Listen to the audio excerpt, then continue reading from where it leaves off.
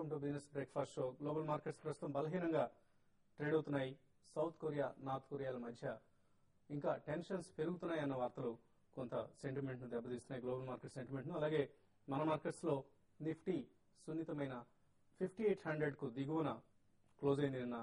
So sentiment negative గా ఉంది అని చెప్పుకోవచ్చు. సో ఒక క్రైసిస్ ఆఫ్ కాన్ఫిడెన్స్ ను మన ఇండియన్ మార్కెట్స్ ఫేస్ చేస్తున్నాయి. నిన్న మొన్నటి దాకా డొమెస్టిక్ గా అంతా బాగుంది, ఓన్లీ గ్లోబల్ క్యూసే మార్కెట్స్ ను డ్రాగ్ చేస్తున్నాయన్న పరిస్థితి నుంచి మన దగ్గర కూడా కొంత నెగిటివ్ న్యూస్ రావడం ప్రారంభమైంది. సో ఇదంతా ఎలా టర్న్ అవుతుంది? రాబోయే కొద్ది సెషన్స్ చాలా కీలకమైన సెషన్స్ కానున్నాయి ట్రేడింగ్ సంబంధించి. స్టాక్ మార్కెట్స్ క్రమేపీ బేరిష్ గ్రిప్ లోకి జారుకుంటాయా, లేదా ఇక్కడ నుంచి రీబౌండ్ వస్తుందా? ఈ రెండు అంశాలు కనీసం ఒక వారం పడుతుంది. ఈ వారం రోజుల్లో ట్రెండ్ క్లియర్ అయ్యే అవకాశాలు కనిపిస్తున్నాయి. సో నిన్న హైయెస్ట్ టర్న్ ఓవర్ తో కూడిన ఆల్మోస్ట్ 2,82,000 crores, చాలా హైయెస్ట్ వాల్యూమ్ ఇది. అక్టోబర్ 28th ఇంతకంటే ఎక్కువ వాల్యూమ్ జరిగింది. ఇది సెకండ్ హైయెస్ట్ వాల్యూమ్. నిన్న హైయెస్ట్ టర్న్ ఓవర్ తో కూడిన ఎక్స్పైరీ సెషన్ గమనించాం. ఓవరాల్ గా నవంబర్ సిరీస్ లో సెన్సెక్స్ నిఫ్టీలు ఆల్మోస్ట్ 3% పైగా నష్టపోయాయి. సో సెప్టెంబర్, అక్టోబర్ మనకు చాలా బాగున్నాయి అనుకున్నాం, బట్ నవంబర్ సిరీస్ మాత్రం నష్టపరిచింది. సో ఆటో, ఫార్మా వంటి స్టాక్స్ లో కొంత స్ట్రెంత్ కనిపిస్తుంది, బట్ స్టిల్ ఇవి ఇండెక్స్ ను పైకి తీసుకెళ్లగలిగే సత్తా ఉన్న స్టాక్స్ కావు. సో ఇండెక్స్ స్టాక్స్ లో majority of the heavy weights ప్రస్తుతానికి నెగిటివ్ గా ట్రేడ్ అవుతున్నాయి. అలాగే ఎఫ్ఐఎస్ గత కొద్ది నెలలుగా వరుసగా బయింగ్ చేస్తూ వస్తున్న ఎఫ్ఐఎస్ నిన్న మొన్న 2 రోజులు నెట్ సెల్లర్స్ గా ఉన్నారు. ఆల్మోస్ట్ నిన్న 1,208 crores సేల్స్ ఎఫ్ఐఎస్ నుంచి గమనించాం మనం. అలాగే డొమెస్టిక్ ఇన్స్టిట్యూషనల్ ఇన్వెస్టర్స్ నుంచి 195 కోట్ల రూపాయల అమ్మకాలు నెట్ బయర్స్ గా నిలిచారు. సో ట్రెండ్ రివర్స్ అయింది. ఎఫ్ఐఎస్ సెల్ చేస్తున్నాయి, డిఐఎస్ బై చేస్తున్నాయి. సో గత 2 రోజులుగా ఇది ట్రెండ్. అయితే ఎఫ్ఎంఓ పిక్చర్ ఒకసారి గమనిస్తే ఆసక్తిదాయకంగా మారింది. లాస్ట్ 1 week లో మాత్రం ఎఫ్ఐఎస్ నెట్ బయర్స్ గా ఉన్నారు. ఆల్మోస్ట్ 1,140 crores మేరకు ఎఫ్ఐఎస్ కొనుగోలు జరపడం, డిఐఎస్ కూడా 2,000 crores కంటే ఎక్కువ కొనుగోలు జరపడం గమనించాం. అయితే ఇండెక్స్ ఫీచర్స్ లో నిన్న 679 crores మేరకు, ఇండెక్స్ ఆప్షన్స్ లో 1,154 crores మేరకు ఎఫ్ఐఎస్ నిన్న సెల్ చేశారు. ఇదే టైంలో స్టాక్ ఫీచర్స్ లో నెట్ బయర్స్ గా ఉన్నారు. 535 crores నెట్ బయింగ్ కనిపిస్తుంది ఎఫ్ఐఎస్ నుంచి.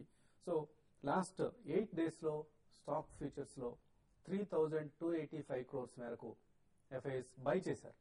సో ఇదంతా ఒక ఇంట్రెస్టింగ్ ట్రెండ్ గా చెప్పుకోవచ్చు. అంటే షార్ట్ టర్మ్ ఇప్పటికి కూడా బేరిష్ గా ఉంది, అయితే మీడియం టు లాంగ్ టర్మ్ మాత్రం బులిష్ గా కనిపిస్తుంది. రియాలిటీ స్టాక్స్ అమ్మకాల ఒత్తిడి చాలా ఎక్కువ అవుతోంది. నిన్న కూడా గమనించాం మనం. డీబీ రియాలిటీ లాంటి స్టాక్స్ 10% నష్టపోయాయి. India Bulls real estate 5%, DLF 4%, Unitech 6% నష్టపోవడం గమనించాం. సో రాబోయే రోజుల్లో రియాలిటీ కంపెనీస్ కు ఫండింగ్ ప్రధాన సమస్య కాబోతోంది. ఈ సెక్టర్ ప్రస్తుతం స్కానర్ లో ఉంది. బోత్ రెగ్యులేటరీ ఏజెన్సీస్, ఇటు ఫైనాన్స్ మినిస్ట్రీ నుంచి కూడా కొంత ప్రెషర్ కనిపిస్తుంది. 50 కోట్ల రూపాయల కంటే ఎక్కువ ప్రాజెక్ట్స్, ఎక్కువ వాల్యూ చేసే ప్రాజెక్ట్స్ అన్నింటినీ కూడా ఒకసారి రివ్యూ చేయమంటూ ఫైనాన్స్ మినిస్ట్రీ నుంచి ఆదేశాలు అందుతాం. ఇవన్నీ రియల్ ఎస్టేట్ ఇండస్ట్రీకి సంబంధించిన నెగిటివ్ వార్తలుగా చెప్పుకోవచ్చు. అయితే వాల్యూ పిక్స్ ను అక్యుములేట్ చేసుకోవడానికి ఇటువంటి నెగిటివ్ న్యూస్ వస్తున్న సమయమే అనువైన సమయంగా మనం ఎప్పటికప్పుడు మనం అనుకుంటూ ఉంటాం. So mid caps, small caps కావచ్చు, లేదా లార్జ్ క్యాప్స్ లో కూడా వాల్యూ పిక్స్ ను సెలెక్ట్ చేసుకోండి. ఇన్స్టాల్మెంట్స్ లో ఒకటేసారి అన్ని కొనాలన్న నియమం ఏది లేదు. సో కొంత కొంత బై చేస్తూ వెళ్ళండి. Definitely medium to long term ఇప్పటికి కూడా అవుట్లుక్ పాజిటివ్ గా ఉంది. సో ఈ పరిస్థితి మొత్తంపై విశ్లేషణ అందించడానికి మనతో అనలిస్ట్ అమర్నాథ్ శాస్త్రి గారు, అలాగే శేష్ గారు సిద్ధంగా ఉన్నారు. సో అమర్నాథ్ శాస్త్రి గారు, మార్కెట్స్ చాలా రోజుల తర్వాత వచ్చారు మన షోకి. సో మార్కెట్స్ ఎటువంటి డైరెక్షన్ లో వెళ్తున్నట్టుగా అనిపిస్తుంది మీకు? బేర్ గ్రిప్ ఏదైనా బిగుసుకుంటున్నట్టుగా అనిపిస్తుందా? అంటే షార్ట్ టర్మ్ మాత్రం మార్కెట్ బేరిష్ గా ఉందండి. మేబీ 5,200 దిగినప్పటి నుంచి షార్ట్ టర్మ్ బేరిష్నెస్ అనేది వచ్చింది. బట్ మీడియం టర్మ్ బేరిష్నెస్ అనేది ఇంకా రాలేదనే చెప్పుకోవాలా. 5,700 to 5,750 నిఫ్టీకి ఈ ప్రాంతంలో చాలా స్ట్రాంగ్ సపోర్ట్ అయితే ఉందండి. ఆ 5,700 దిగితే అప్పుడు మరికొంత పడటానికి స్కోప్ ఉంటుంది. అప్పుడు కూడా 200 days మూవింగ్ యావరేజ్ అనేది అరౌండ్ 5,500, 5,550 ఉంది. అక్కడ కూడా మళ్ళీ స్ట్రాంగ్ సపోర్ట్ రావడానికి స్కోప్ ఉంది. ఇప్పుడు ఈ మొత్తం ట్రెండ్ అంటే మనకి ఏదైతే మార్చ్ 2009 నుంచి స్టార్ట్ అయిందో అది మొత్తం కూడా నెగెట్ కావాలంటే 5,500 దిగితేనే నెగెట్ అవుతుంది. సో ఇప్పుడు 5,700 to 750, దెన్ 5,500 to 550 చాలా స్ట్రాంగ్ సపోర్ట్స్ అయితే ఉన్నాయండి. But at the same time 6,100 దాటితే మళ్ళీ ఫర్దర్ గా బుల్ గ్రూప్ లోకి వెళ్ళి మళ్ళీ న్యూ హైస్ రావడానికి కూడా స్కోప్ ఉంటుంది. ఓకే, సో నవంబర్ సిరీస్ మనం గమనించాం, నష్టాలతో క్లోజ్ చేసాం. సెన్సెక్స్ నిఫ్టీ రెండు కూడా 3% పైగా నష్టపోయాయి. సో డిసెంబర్లో ఎటువంటి ట్రెండ్ ఎక్స్పెక్ట్ చేస్తున్నారు? డిసెంబర్ లో కొంత ట్రేడింగ్ రేంజ్ లో మార్కెట్ ఉండే అవకాశం ఉంది. ఎందుకంటే ఇక్కడ నుంచి చూస్తే ఒకవేళ మార్కెట్ పెరిగినా కూడా అది ఎక్కువ కాలం సస్టైన్ అయ్యే అవకాశం కనపడలేదు. ఎందుకంటే మనకి అరౌండ్ 5700 750 ఆ లెవెల్లో కొంత నిఫ్టీ సపోర్ట్ తీసుకొని ఇప్పుడు రైట్ నో ఏంటంటే ఓవర్ సోల్డ్ పొజిషన్ లో ఉంది. కంటిన్యూగా 3 ట్రేడింగ్ సెషన్ లో ఒక 70 to 80 పాయింట్స్ నిఫ్టీకి కరెక్ట్ కావడం జరిగింది. దీనివల్ల ఏంటంటే మార్కెట్ చాలా ఓవర్ సోల్డ్ లో ఉంది. ఇటువంటిప్పుడు ఒక షార్ట్ కవరింగ్ ర్యాలీ తర్వాత కొత్త సిరీస్ లో వస్తున్నాం, ఎంటర్ అవుతున్నాం కాబట్టి కొంత బయింగ్ అనేది ఫ్రెష్ బయింగ్ కూడా మార్కెట్ లోకి వస్తుంది. అయితే ఇది 1-2 రోజులు మాత్రమే సస్టైన్ అయ్యే అవకాశం ఉంది. 6000 అనేది నిఫ్టీకి చాలా క్రూషియల్ రెసిస్టెన్స్ గా చెప్పొచ్చు. దీంతో పాటు పర్టికులర్ సెక్టర్ అనేది ఇండెక్స్ ని పెంచడానికి ఒక సపోర్టివ్ గా ఏ సెక్టర్ కూడా కనపడలేదు. మనకి ఇన్ని రోజులు బ్యాంకింగ్ స్టాక్స్ చూస్తే బ్యాంకింగ్ సెక్టర్ ఒకటే మార్కెట్ పడుతున్న టైంలో లీడ్ చేసేది. ఇప్పుడు బ్యాంకింగ్ స్టాక్స్ అనేవి కూడా వీక్ అయినాయి. అఫ్ కోర్స్ ఈ రోజు పెరగడానికి అవకాశం ఉంది. మరి లైక్ ఎస్బీఐ కానీ తర్వాత ఐసీసీఐ బ్యాంక్ ఈ రోజు కొంచెం పుల్ బ్యాక్ ర్యాలీ రావడానికి అవకాశం ఉంది. ఎప్పుడైతే బ్యాంకింగ్ స్టాక్స్ లో లాస్ట్ 2 days నుంచి నెగిటివ్ న్యూస్ వస్తున్నాయో అవి క్లియర్ అయిపోయి ఫ్రెష్ బయింగ్ అనేది బ్యాంకింగ్ లో వస్తే మాత్రం ఇండెక్స్ మళ్ళీ ఫర్దర్ గా పెరిగే అవకాశం ఉంది. దీంతో పాటు రీసెంట్ గా ఫాల్ లో చూస్తే చాలా వరకు బ్రోకింగ్ హౌస్ నుంచి మార్జిన్ ప్రెషర్స్ కూడా మనం ఫాల్ కి ప్రధాన కారణం అని చెప్పొచ్చు. చాలా బ్రోకింగ్ హౌస్ వాళ్ళు కూడా పొజిషన్స్ కట్ చేయడం జరిగింది. దీనివల్ల మార్కెట్ లో ఒక ఫ్రీ ఫాల్ మనకి చూసాము. నేను కూడా ట్రేడింగ్ రేంజ్ లో ఉంటుంది. తర్వాత రోల్ ఓవర్ పొజిషన్ కానీ చూస్తే దగ్గర నిఫ్టీ దగ్గర 70% పైన మామూలు దానికైనా ఒక 10% పైన రోల్ ఓవర్ అయింది. తర్వాత స్టాక్ ఫ్యూచర్స్ లో కూడా రోల్ ఓవర్ అయింది. చాలా వరకు ఆప్టిమిజం గానే ఉన్నారు. మార్కెట్ లో ఇక్కడ నుంచి కొంచెం సెటిల్ అయ్యి ఒక ట్రేడింగ్ రేంజ్ లో ఉంటాయి. పెద్ద ప్యానిక్ అనేది ఉండకపోవచ్చు మార్కెట్ లో నెక్స్ట్ 1-2-3 రోజులకి. దాని తర్వాత మాత్రం మార్కెట్ ట్రేడింగ్ రేంజ్ లోనే ఉంటాయి.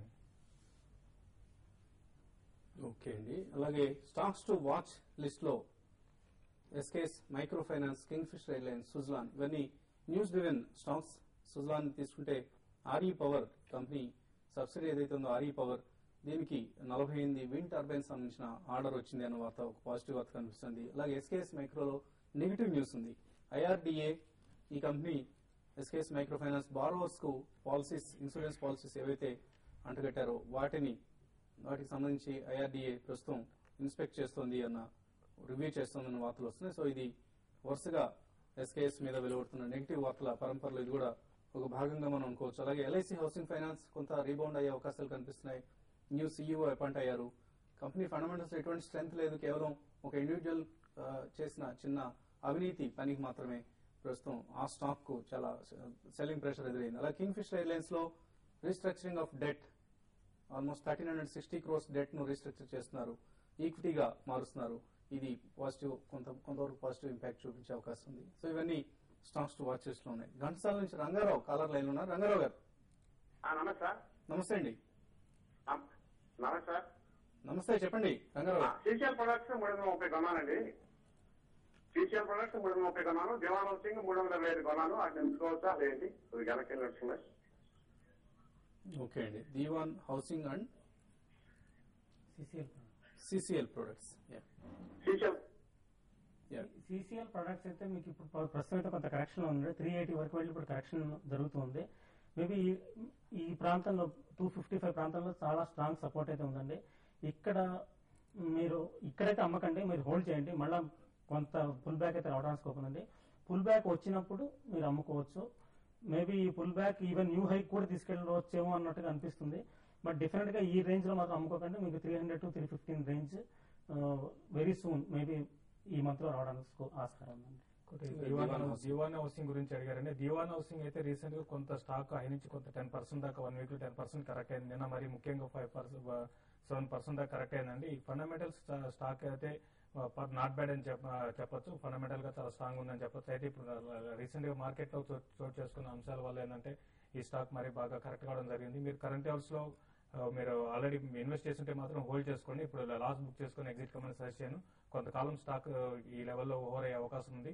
డౌన్ సైడ్ వస్తే 250 రూపీస్ దాకా డౌన్ సైడ్ రావడానికి అవకాశం ఉంది. అక్కడ నుంచి మళ్ళీ బౌన్స్ బ్యాక్ అవకాశం ఉంది. కరెంట్ అవర్స్ లో స్టాక్ అయితే హోల్డ్ చేసుకోండి. సో శేష్ గారు చెప్పినట్టుగా హౌసింగ్ ఫైనాన్స్ కంపెనీల మీద కొంత సెల్లింగ్ ప్రెషర్ రావడం స్టాక్ కూడా పట్టడం జరిగింది. Otherwise there is nothing negative about Dewan Housing. ప్రస్తుతానికి హోల్డ్ చేయండి. రమేష్ కుమార్ హైదరాబాద్ నుంచి ఉన్నారు. రమేష్ గారు చెప్పండి. రమేష్ గారు హలో. చెప్పండి రమేష్ గారు. మదన్ గారు గుడ్ మార్నింగ్, విజేష్ గారు గుడ్ మార్నింగ్, అమర్నాథ్ శాస్త్రి గారు గుడ్ మార్నింగ్ అండి. సార్ ఇప్పుడు 5 కంపెనీస్ 1000 crores రూపీస్ ఇది లోన్ బ్యాంక్ బైబరీ కేసులో పాల్గొన్నది అని చెప్తారు కదా, ఆ 5 కంపెనీస్ ఏమైనా దొరుకుతాయి మనకి? ఒకటి ఇప్పుడు ఏ గ్రూప్ షేర్ లో కానీ నిఫ్టీ జూనియర్ లో కానీ ఏదైనా బెస్ట్ స్క్రిప్ ఫర్ బై ఏమైనా చెప్పగలుగుతారా? ఓకే అండి, ఫస్ట్ డౌట్ ఏమన్నారు మీరు? 5 కంపెనీస్ ఈ 1000 crores డీల్ లో పాల్గొనింది అని చెప్పి చెప్తున్నారు బ్యాంక్ బైబరీ కేసులో. బ్యాంక్స్ గురించి అడుగుతున్నారా మీరు, రియల్ ఎస్టేట్ కంపెనీస్ గురించా? బ్యాంక్ బ్రైబరీ స్కామ్ ఉంది కదండి. యా, సో బ్యాంక్ లో అయితే 1000 crores మనకి రోడ్ పార్ట్ లో ఇది స్కామ్ జరిగిందని విన్నాము. 5 కంపెనీస్ ఇన్వాల్వ్ అయినాయన్నారు. ఆ 5 కంపెనీస్ ఏమేమి దొరుకుతాయా? అంటే బ్యాంక్స్ అయితే క్లియర్ గా మనకి లిస్ట్ ఉందండి. LIC housing finance, Punjab national bank, central bank of India and bank of India, ఈ 4 బ్యాంకులు ఇన్వాల్వ్ అయ్యాయి. రియల్ ఎస్టేట్ కంపెనీస్ పాల్గొన్నాయని రియల్ ఎస్టేట్ లో డిబి రియాలిటీ అన్న పేరు, అలాగే మంత్రి డెవలపర్స్, అలాగే ఒబ్రాయ్ రియాలిటీ, ఈ 3 కంపెనీస్ ప్రధానంగా వినిపిస్తున్నాయి. ఇంకా లవాసా అనే కంపెనీ, మరో కంపెనీ పేరు కూడా వినిపిస్తుంది ప్రధానంగా. సో 5 కంపెనీలు. బట్ ఇదేమి కంపెనీలు ఇన్వాల్వ్ అయ్యి చేసిన స్కామ్ కాదండి. ఇది నార్మల్ గా కొంత కరప్ట్ ప్రాక్టీసెస్ ఈ రంగంలో ఉన్నాయి. హౌసింగ్ ఫైనాన్స్ రంగంలో బ్యాంకులకు కొంత ముడుపులు చెల్లిస్తే లోన్ ఈజీగా శాంక్షన్ అవుతూ ఉంటుంది. ఇది కామన్ గా జరిగేది, అన్ని బ్యాంకులు జరిగేది. అన్ని ఇన్స్టిట్యూషన్స్, అన్ని రియల్ ఎస్టేట్ కంపెనీస్ కూడా ఎంతో కొంత ఇందులో ఇటువంటి కార్యకలాపాల్లో భాగంగా పాల్పంచుకుంటూ ఉంటాయి.